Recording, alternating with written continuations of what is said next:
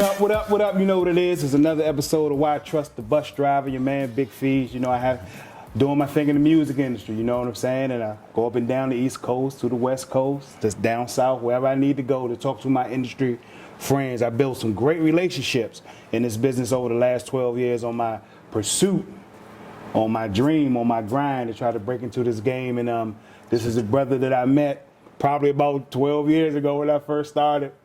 He is definitely, in my opinion, he's a legend in this business right now. He is one of them dudes that ushered in the neo soul sound. That gave us that music soul child, Estelle. I'm talking about my man, the one and only Mama's Boys Entertainment, Mr. McCauthur, a.k.a. Mike Mac. What's Mac, up, what bro? up? What's up, are bro? you, sir? How you been? Good, man. Good. I appreciate you sitting down with me, man. Yeah, Thanks for having me. This means a lot to me, bro. That's I what's up, appreciate man. it. Likewise. So I wanted to get right into it, man. I want you to talk to the people and let them know, you know, because I'm still on my grind. You know, had my artists, had 7 artists. I've been fired 7 times. But it's all good. I'm still on the grind, you know what I mean? Man. So I was like, man, let me just go out and talk to some of the people that I built relationships with, man, and get their advice on, you know, am I on pace? So I want you to let the people know, man, what inspired you to get into it? Like, was it a song? That's interesting, man.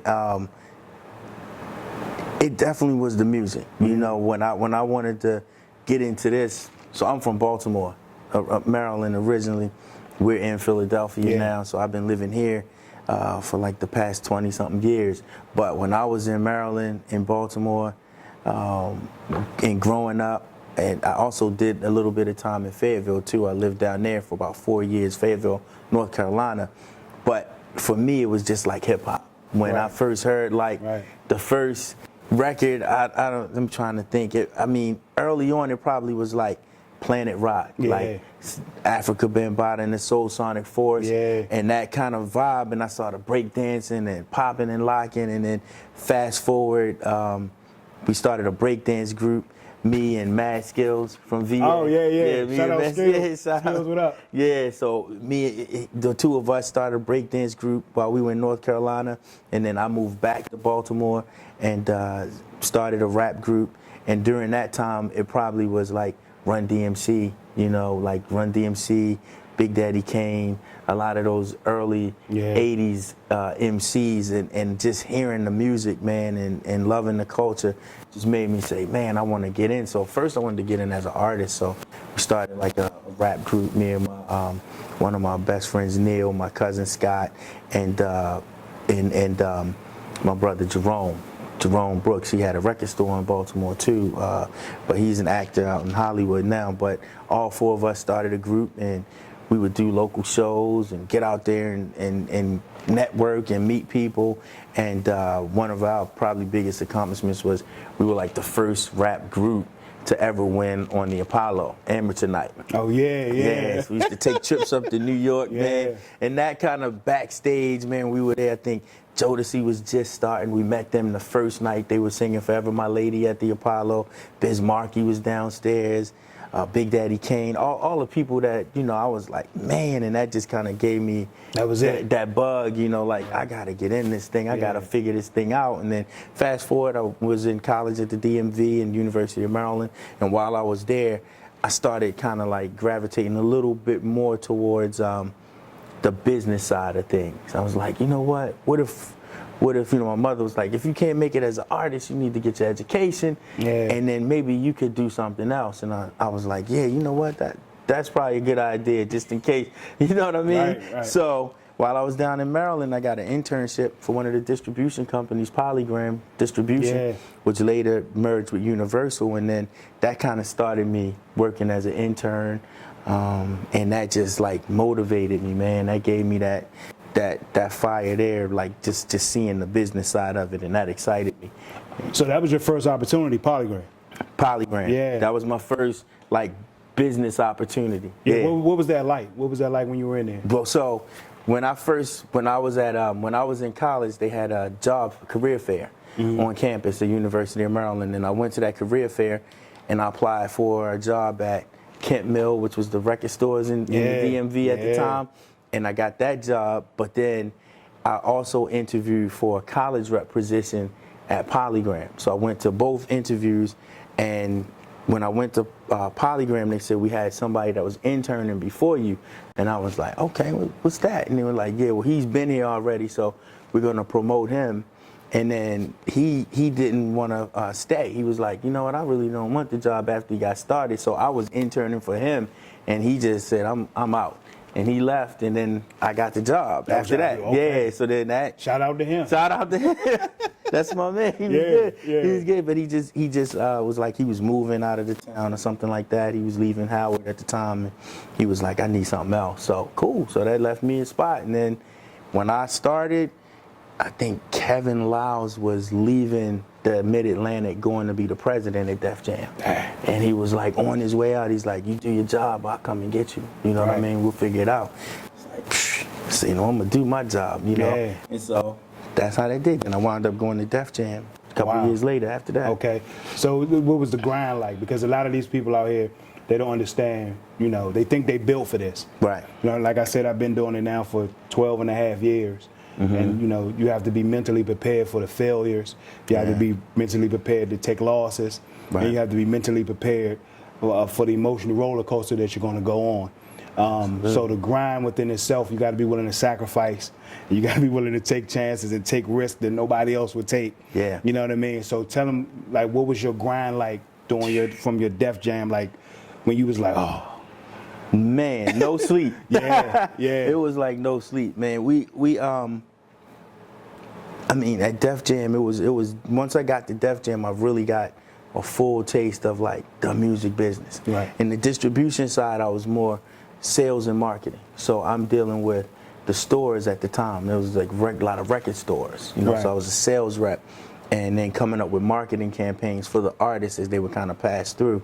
But when I worked at Def Jam, I did radio promotion for the Northeast, and at that time, I was able to kind of more so see how you know, work closely with an artist and breaking records, you know, trying to figure out how to get records played on the radio, because in that time, like late 90s, early 2000, there was a lot of resistance to like rap at the radio station, and you probably know some of that, you know what I'm saying? And so Def Jam was a rap label. That is what we had. I would be the one rep in the building with like a bag full of rap records, like no R&B at that time, really, you know? And then eventually Def Soul came along and introduced some R&B acts, but before that it was just hardcore rap, you know, hip hop. And so that was what it was, and our job was to get it played. So we were just grinding every day, every night to prove to people like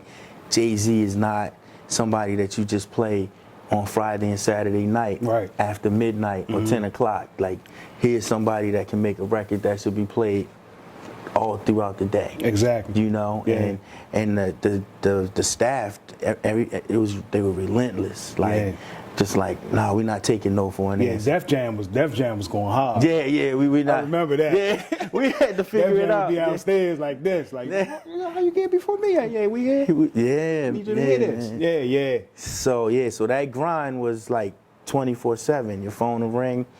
You're going from city to city. You have tons of artists you're responsible for managing. If we couldn't get it on the radio, then we got to go to the club. Right. We got to get it in the club. We got to figure out how to get it in the streets and make everything else activate so that that station in the market would activate. So when you were at Def Jam, you were the opportunity came for you through Kevin Lyles. Through Kevin Lyles. What is Kevin Lyles to you? Mentor. Big brother. You know what I'm saying? Constantly like been in my career, you know, from like even in Baltimore when he was in the Newmarks. As a kid, I saw him putting out his own records at the record store. He may or may not remember that, but I asked him like, how'd y'all do that? And he like, I just pressed it up. You know what I mean? Go to disc makers and sell it. And I was like, man, I tried that. It did okay. You know what I mean? I put some records on consignment and tried that. But later when I got to Def Jam, he called him and then another young lady that was working at Def Jam at the time, Suzanne Burge. They called me together because she was dealing with all the sales reps at Universal at the time, which I was one of the reps, and they wanted to bring some of the sales reps from Universal that could also go out and promote the records and understood the culture. So it was like we were like able to go into the streets, promote the records there, but also understood how the distribution company worked and the sales department. And so then Kevin just constantly, you know, he's like always right there when I need him. You know, he'll call me and push me, you know, like, did you do this? You didn't do that. See, you should have did that too. And then I'm like, man, but you need that. You need somebody that's gonna not just give you that was a great job. Nah, you don't want that. You want, that was good, but it could have been better. Yeah, that was one of my biggest transitions when I started working at WPGC. It was just, I came into a winning situation, so I didn't know how to lose. Who was there at the time? Jay Stevens and Reggie Rouse. There you go. So I come from up under that tutelage. So I came into a winning situation. So I never knew how to lose because I came in winning. Exactly. And then once that was over, that's when the losing process started, and I was like, oh, so you appreciate the winning a lot more once you know how to lose. You know what I'm saying? So with that being said, being at Def Jam and it's an all rap label and you got to push rap songs, how did the whole Musiq Soul Child, neo soul movement come? If you were so into rap, how did you? So while I was here in Philly working records, because I was based out of Philly, working the Northeast market, I met my business partner Jerome Hips at the time. Jay Hips. Jay Hips, he's from the DMV too. So the two of us like connected, and we would throw parties locally in the market, and then outside of the parties, we would go out and we had artists we were working with. His sisters. Aries, they were one of the groups that we were working with, and then he had a producer, Carvin Hagens, that was down at Jazzy Jeff's studio, Touch of Jazz, and we connected with him, and then he met Musiq through one of his roommates at the time, and then we listened to like a raw demo of him singing on a videotape, and we're like, man, let's try to see what's going on. We knew he had some talent, but it was just really like a diamond in the rough type of thing. And so the two of us kind of connected, and we started developing the demo down at Jazzy Jeff's studio, Touch of Jazz, with Carvin, Ivan, Dre, Vidal, Keith, and Darren. And they helped put together like all the music. And then once the demo was finished, I was at Def Jam at the time, and just so happened I played that for Kevin Lyles. Oh, wow. And the demo was done, so when I played him the first record, it was just friends. It was just me and him in the room early in the morning before the day started, and I said, man, you should check this out real quick. Boom, played it for him, and then that set it off, you know. And at that time, too, Jill Scott was taking off, and all of these artists were coming out of Philadelphia. They were either working mostly down at a Touch of Jazz, you know, at that time. So that neo soul movement came pretty much out of that studio. A lot of those artists came through that production team. There was also James Poyser and Axis Music Group. They were working with like D'Angelo and Erykah Badu, and then there's obviously the Roots too. So it's like a couple of different entities in the city kind of happening all at the same time, producing R&B and soul. And there's a combination of just great musicians that are from Philadelphia. A lot of them come from the church, and they're like super talented. And you still see a lot of them today because they're like the #1 individuals that people put on tour. So like Adam Blackstone, he's like one of the music directors that's everywhere now to the stars, you know. Some of the early band members that we put on, DJ Active, he's one of our clients currently still, but we put him on his first tour with Musiq, but now he DJs for Janet Jackson, and the Bad Boy tour, and all the big names, you know, and they work with everybody. So a lot of that came from that musicianship. And then the songwriters here, this is just like a rich legacy in Philadelphia from Gamble and Huff to then. And so that's how it all happened. And I don't think at the time, with music in particular, we looked at it more like hip hop too, because it had a certain kind of feeling that felt relevant to what everybody was going through. He was saying what people were living, you know, talking to you using the words and the music and things like that. So it still had that hip hop feel. So that's how it made sense, you know, the first record. So did you know he was going to be that? Like, did you know it was going to take off like that? Because when when Musiq came, yeah, it was different. yeah, Like he was different. Like he was like, who is this dude? yeah. And then me being from DC, I felt the music. I was like, that sounds, the percussion. I was like, it sounds familiar. It was more. It wasn't go-go, but it reminded me of that raw band feeling. Yeah, and I was like, but then you guys took it. You took that raw band feeling, like the Roots, and but it was something different about music, like love and like I was like, what is this? I was like, it's familiar, but I don't know what it is, but it sounds familiar. Did you know it was going to take off like that? Once we heard Just Friends, because they had been working on the album for like about a year. Once we heard that particular song, we were like, that's how you come in the game. Yeah. It's different, you know? It was. And so we knew if people had a chance to hear it, it was going to cut through. You know what I'm saying? So that was like the introduction. You know, it was like, yeah, that's going to cut through. And we already knew Love was done too. So it was like. That joint. That's still one of my joints. Yeah, that whole album. I'm talking about, when I'm trying to get sexy with my wife, I'm trying to tell you. Yeah, Alexa. Play Love. Music. There you go. I got to, baby. There you go. Yeah. Yep. So that's kind of, I think we had a feeling people were going to like it. Yeah. The reception it did get was like, that's great. You know, that's a blessing. You know what I mean? But yeah, we figured it was going to cut through though. So was that the way you was trying to? It was that when Mama's Boy Entertainment was? Is that when you guys came together like, this is what we gonna do? And did you model your? You wanted to model your artists after that? Like, we gonna go this route? We wanted to really like. Yeah, I think. We had the idea for the company already, before it even was a thing, and so then from there we just knew the type of sound we wanted to put out. Okay. And so even like after Musiq with the producers in the production camp, we just continuously put music together for artists, and then they worked with the producers in the camp, worked with Joe. They produced Ride With You, Joe and the G Unit.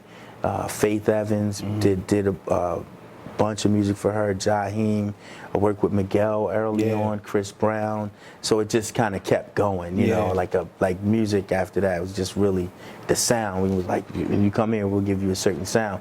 We didn't call it neo soul, you know.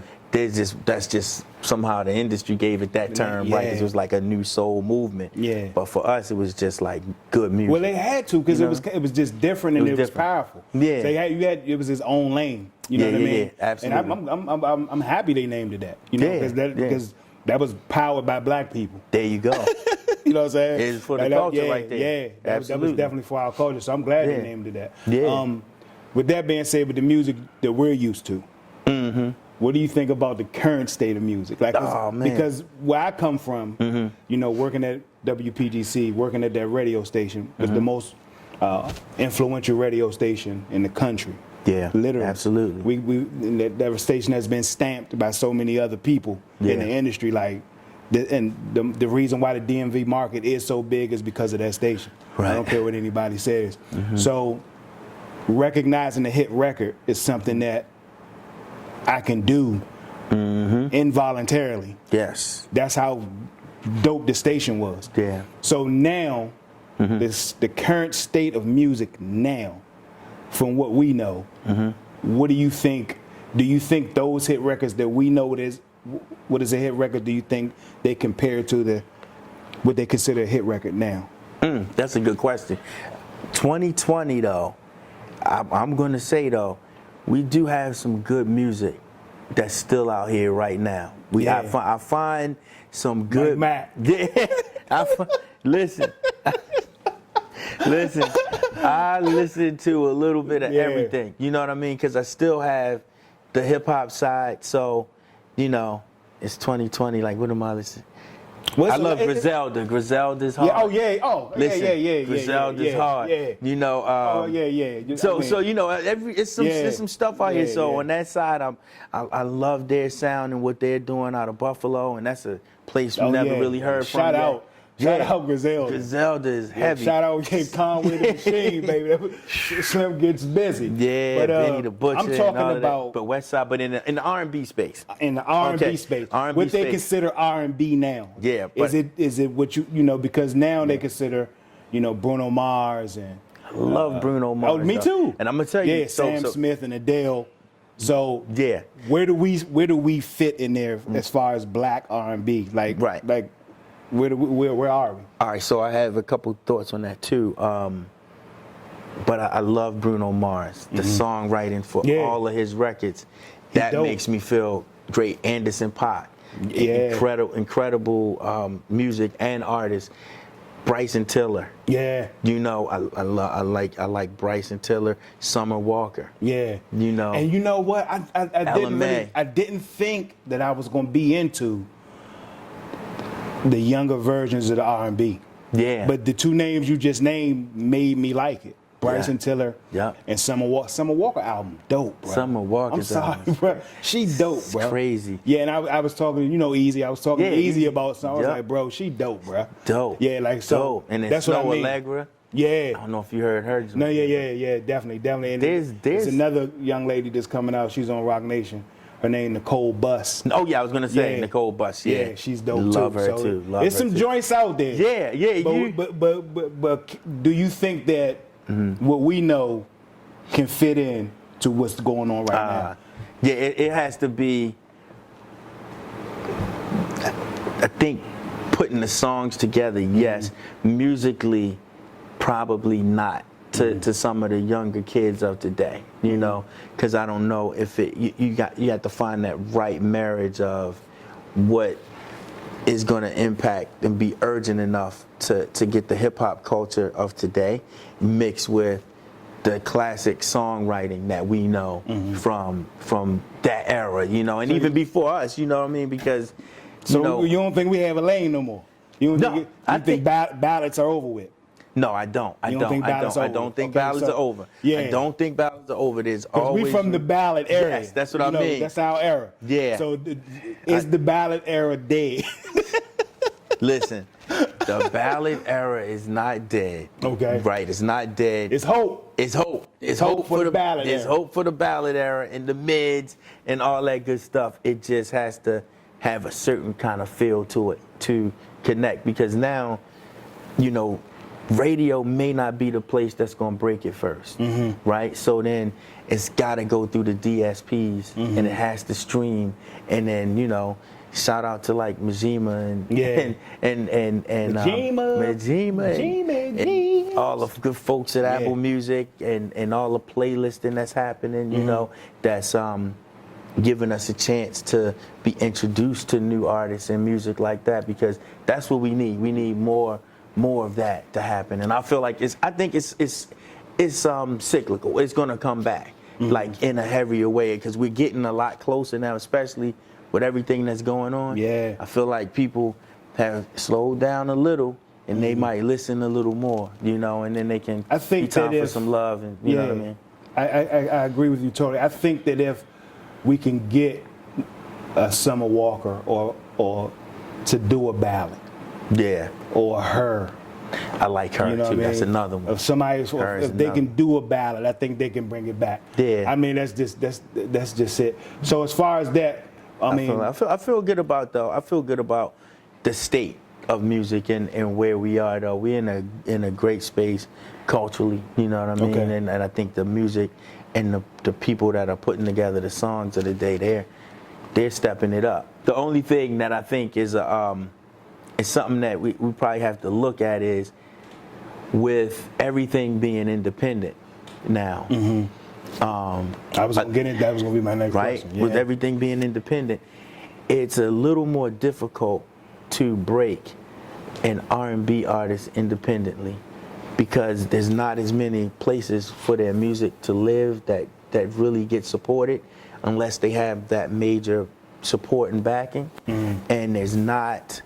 I think a lot of the artists too in the R&B space, they have benefited from like some of the funding to develop them. It takes longer for an R&B artist to say put out music at the same rate as a rap artist would. Yeah. A developing independent rap artist, man, they'll put out like 4 mixtapes, Yeah. maybe like 2 in the same month, and it's just like nonstop. Whereas on the R&B side, most artists it takes a little longer because you have to get the producers and maybe the writers and then the vocalists and the musicians. So the whole piece of it may take longer to put together.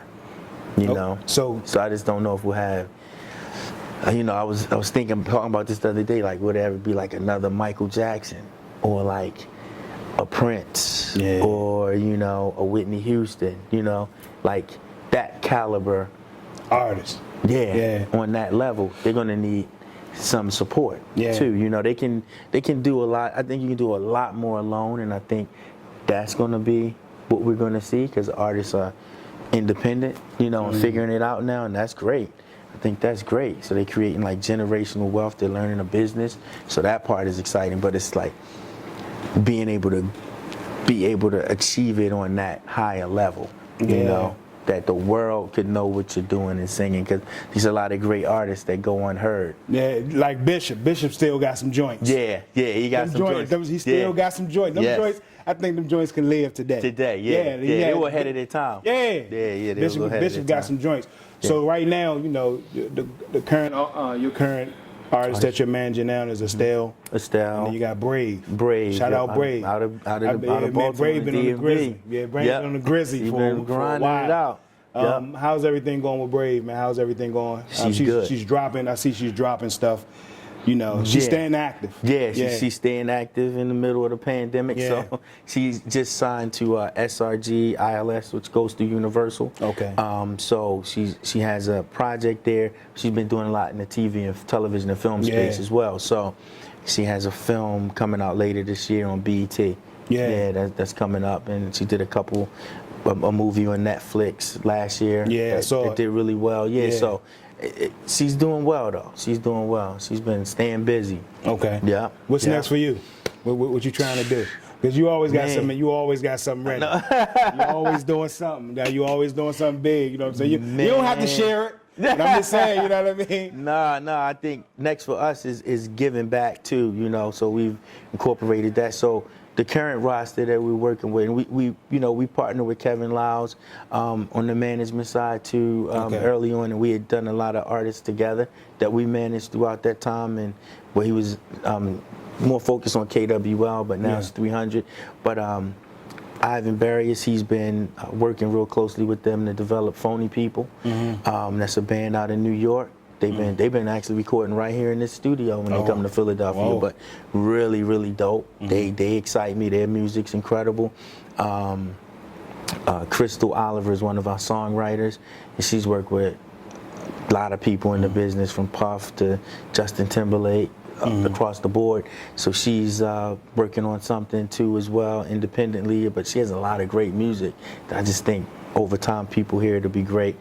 Active as the DJ, working to just continue to develop him and build his brand. He's doing a lot of great things, touring with a lot of different people, like I said earlier. And Estelle, excited. We just launched her new show on Apple Music that airs like Monday through Friday at 11 to 1 Eastern, and she's got a lot of things in the works too on the media side and music side. So those things there, and then on the give back side, we've been in education for a little bit too, for a minute, for like at least like 2012. We launched a nonprofit called Dash, Destined to Achieve Successful Heights, and that was born out of when my father passed. The pastor was like, "There's a day you're born, there's a day you die, and in the middle is the dash." And then my business partner Jerome, he went to a funeral and heard the same thing. We came back, we said, "Oh, let's start a program," and we started out of our studio at the time, and we would bring in executives and different people to teach young kids about the career opportunities in entertainment. Because there was no program. But fast forward now, you have universities that have really great programs. I'm actually a professor at Rowan University as well, so I teach the music business over there. And you heard that? Professor Mac. Professor Mac. Absolutely. So we've been really focusing on that and teaching the next generation how to what we know, what we learned along the way, but how to be better in this environment and just really think, you know. So we work with the Philadelphia School District, Baltimore School District, and Chester. I have a partnership with the Recording Academy, and helping raise money to get student scholarships and help them further their education after high school and get into like whatever it is they want to do, you know, but teaching them about the business and helping them be leaders through something they're interested in, which is most of the time entertainment. Okay, so with so many things on your plate, do you want to be back at the top of the music industry? Do you want to be back at, or you just like, you know, if it happens, it happens. But I got so much. Do you want a Grammy? Do you want these things? Are these? Listen, always you want that. Yeah. Kind of. That's part of the grind, right? If we weren't trying to get those types of things, I don't personally want one. Whatever wins, like that. My clients and people that I'm working with, that they get, that's the win, you know. So for me, I'm more of like, the win would be just constantly knowing that behind the scenes there's a song that you put out that people love, you know, that they're gonna listen to 20 years from now, 30 years from now, you know. Like, we get sample requests like crazy for stuff that we did then, and it's coming out on Kehlani or this act or that act, and I'm like, wow, that's interesting to be alive to see happen. You know what I'm saying? So that would be the goal, just to continue to put music out that people, you know, live to, you know, things that just fit all different occasions. So that's the only thing, man. That's really it. Just music, great music. That's great music. That's music it. is the star. Yeah, that's it. The music is is the first and foremost. We're not worried about how many likes on social media and being the king of the hill. Nah, just like music that people love. That's it. So knowing the grind, knowing my story, knowing what I've been through, knowing I'm keep going, am I on pace? Absolutely.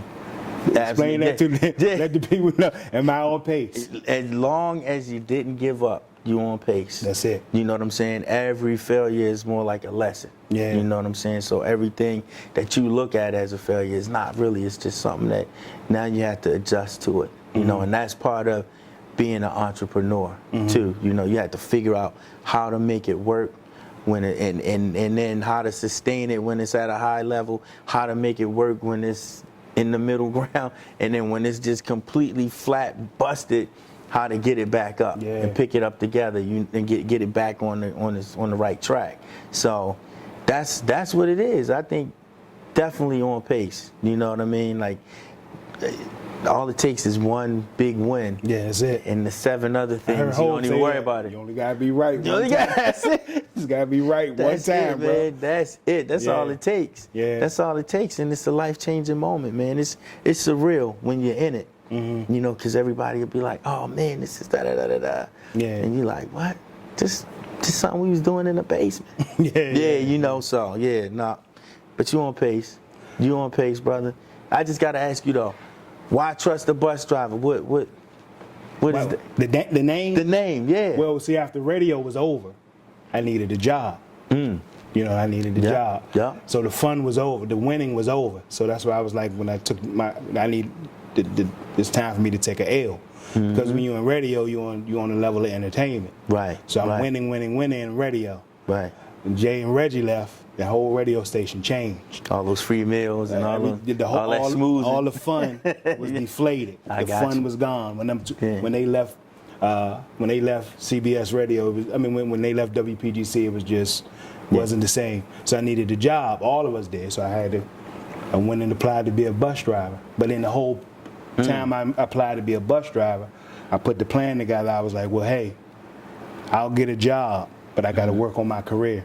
Right. So I've been driving the bus for 12 years, managing artists, grinding in the business with this 9 to 5. Got it. So that's why I'm bringing the people to let them know. Right. You know, you see a lot of posts and everything. You see people winning. You don't actually see the grind. You never see the grind. I'm showing them the grind. Yeah. Oh, he got a job and he's doing that? Yeah. Right. how is it he a bus driver? How you know Mike Mack? This Right. is how I know Mike Mack.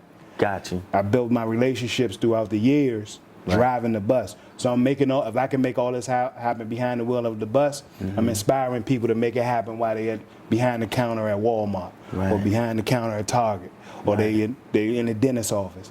He has a job, but he's still going for his dreams. That's it. That's what this is about. It's about inspiring, especially our people. I love it. It's about inspiring our people to say, hey, especially during a time like this, we need to step our game up. Yeah. It's time to stop talking about buying back the block and actually doing something to make it happen. Right. So they can see they can see my obstacles of how do I get through my 9 to 5 and still travel and talk to these people and still in search of my 8th artist, and I feel like I can walk across a Grammy stage and I'm saying, hey, why not show them? Right. So why trust the bus driver? You know, why would you trust a bus driver with your music career? Oh, because of the people that the bus driver is connected to. The bus driver meets everybody. Yeah, you know what I mean? So all the time. I got a lot of dope relationships in this business, and you say I'm on pace, I'm still on pace. Thank you very much.